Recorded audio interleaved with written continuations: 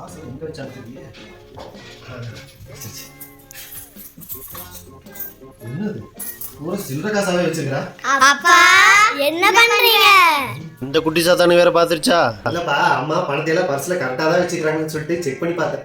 அப்பா நீ என்ன அம்மா பர்ஸ்னு சொல்லிட்டீயா? ஆமா, அம்மா பணத்தை பூரா பர்ஸ்ல வச்சிட்டாலும் பூரா சில்லற காசா தான் வச்சிருக்கா. சில்லற காசுனா உனக்கு என்ன சாதாரண பச்சை நம்ம நாட்டுல எங்க தயாரிக்கணும்னு உனக்கு தெரியுமா? எனக்கு எங்கடா தெரியுது, சொல்லு தெரிஞ்சுக்க.